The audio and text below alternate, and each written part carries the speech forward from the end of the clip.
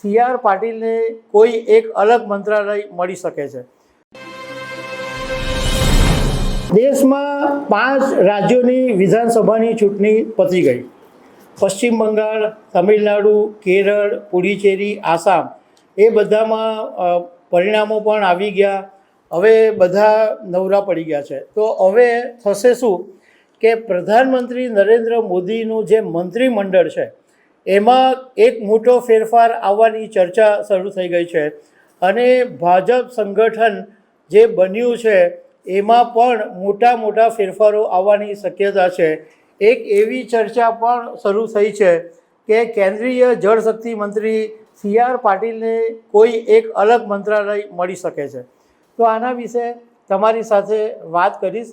મારું નામ રાજેશ શાહ છે અને તમે જોઈ રહ્યા છો ગુજરાતના સૌથી મોટા ડિજિટલ પ્લેટફોર્મ ખબરછે.com। ભાજપે રાષ્ટ્રીય અધ્યક્ષ તરીકે નીતિન નબીનને જવાબદારી આપી અને એ પછી 5 રાજ્યોની વિધાનસભાની ચૂંટણી સફળતાપૂર્વક પાર થઈ। પશ્ચિમ બંગાળમાં ભાજપે સરકાર બનાવી દીધી, આસામમાં બનાવી દીધી, પુડુચેરીમાં NDA સરકાર બનાવી દીધી, કેરળ અને તમિલનાડુમાં ભાજપનો ગજ નહીં વાગ્યો, પરંતુ હવે ચૂંટણીની ચર્ચાઓ હતી એ પૂરી થઈ ગઈ છે।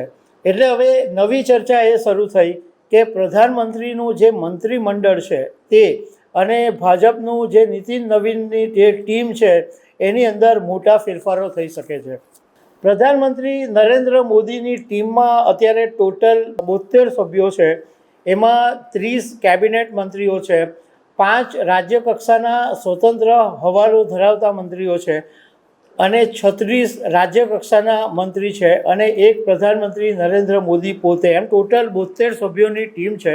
હવે મોટા મોટા ફેરફારો તો થવાના જ છે, કારણ કે ઘણો સમય થઈ ગયો અને હવે પ્રધાનમંત્રી નરેન્દ્ર મોદી પરફોર્મન્સને આધારે અને જે નેતાઓએ ગ્રાઉન્ડ લેવલે કામ કર્યું છે એવા બધાને ધ્યાનમાં રાખીને મંત્રીમંડળની અંદર સમાવશે, કેટલાકને હટાવશે, એટલે એવું બધું બનવાનું છે।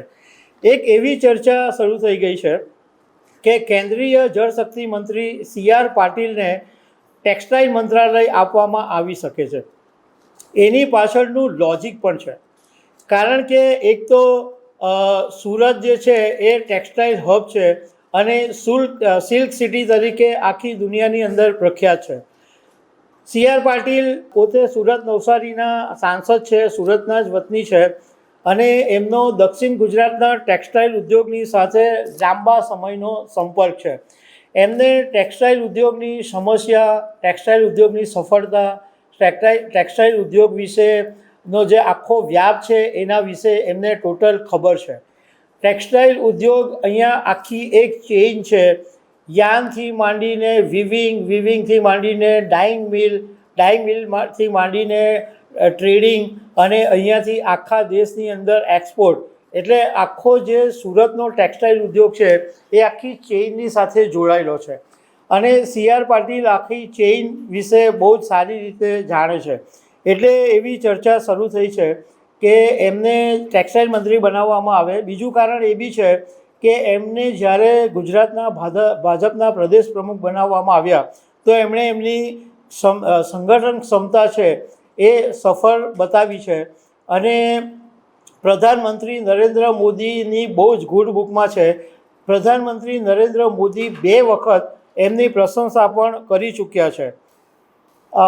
ભારતના ટેક્સટાઇલ મંત્રી અત્યારે ગિરિરાજસિંહ છે, પરંતુ હવે CR પાટીલને ચાન્સ મળી શકે છે અને CR પાટીલને ચાન્સ મળે તો એ ટેક્સટાઇલ ઉદ્યોગ માટે બહુ મહત્ત્વની વાત બની શકે, કારણ કે ટેક્સટાઇલ ઉદ્યોગના એક્સપોર્ટ ઉપર અને ટેક્સટાઇલને વૈશ્વિક હબ જો બનાવવું હોય તો એક CR પાટીલની જવાબદારી સફળતાપૂર્વક કરી શકે એમ છે, એવું કેટલાક લોકોનું કહેવું છે।